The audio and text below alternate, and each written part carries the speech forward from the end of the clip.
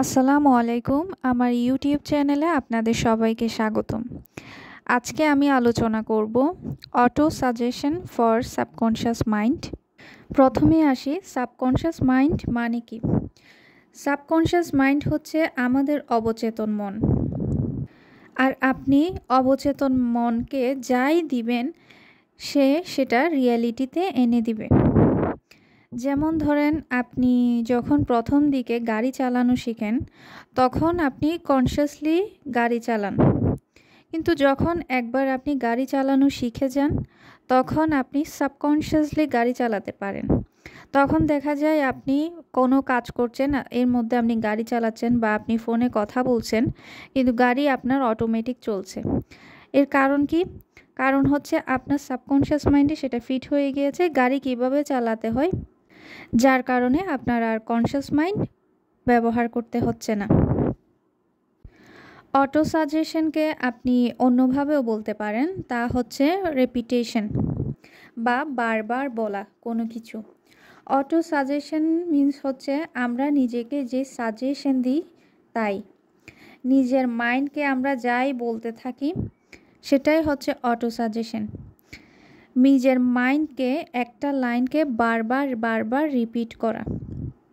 মনে করেন আপনার মাইন্ডকে আপনি একটা ডিজায়ার দিতে চাচ্ছেন বা আপনার কোনো একটা ডিজায়ার আছে, আপনার ডিজায়ারকে আপনি এখন বার্নিং ডিজায়ারে রূপান্তর করতে চাচ্ছেন, মানে রিয়ালিটিতে আনতে চাচ্ছেন। তাহলে আপনি কি করবেন? আপনার কি করা দরকার? আপনার অটো সাজেশন ব্যবহার করা দরকার। আপনার মাইন্ডকে বারবার রিপিটলি সেই ডিজায়ার সম্পর্কে বলা দরকার। আপনি যত বেশি বলবেন আপনার সাবকনশিয়াস মাইন্ডে সেটা ফিট হয়ে যাবে। বারবার সে বিষয়টা নিয়ে চিন্তা করা দরকার। তখন সেটা কনশিয়াস মাইন্ড থেকে গিয়ে সাবকনশিয়াস মাইন্ডে চলে যাবে। তখন কি হবে? তখন নিজে থেকেই সে চিন্তাটা, সে থটটা আপনার মাইন্ডে চলে আসবে। আপনাকে আর কষ্ট করে সেই ডিজায়ারটা নিয়ে চিন্তা করতে হবে না।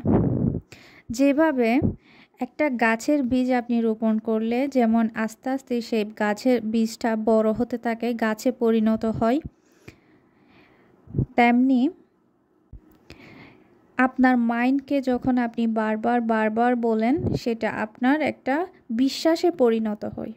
আর তখন দেখা যায় আপনি যদি ভালো কথা বলেন সেটা ভালোতে পরিণত হবে, আপনি যদি খারাপ কথা বলেন সেটা আপনার খারাপ রিয়েলিটিটা আপনার সামনে এনে দিবে আপনার সাবকনশিয়াস মাইন্ড। যার কারণে আমাদের না চাইতেও অনেক অনাকাঙ্ক্ষিত ঘটনা আমাদের সাথে ঘটে।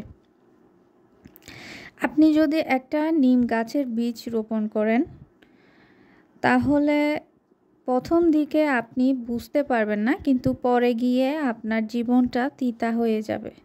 এই জন্যে আপনাকে ভাবনা চিন্তা করে বীজ রোপণ করতে হবে। আর যদি আপনি একটা আম গাছের বীজ রোপণ করেন তাহলে আপনার জীবনটা পরে গিয়ে মিষ্টি হয়ে যাবে। এই জন্যে রিপিট করতে হবে। আপনি যেটা চাচ্ছেন আপনাকে বারবার সেই ডিজায়ার নিয়ে চিন্তা করতে হবে, সেই ডিজায়ার নিয়ে বলতে হবে, সেই ডিজায়ার নিয়ে ভালো কোনো বই পড়তে হবে, সেই ডিজায়ার নিয়ে লিখতে হবে, যাতে আপনার ব্রেন এক জায়গাতেই ফোকাস হয়ে যায়।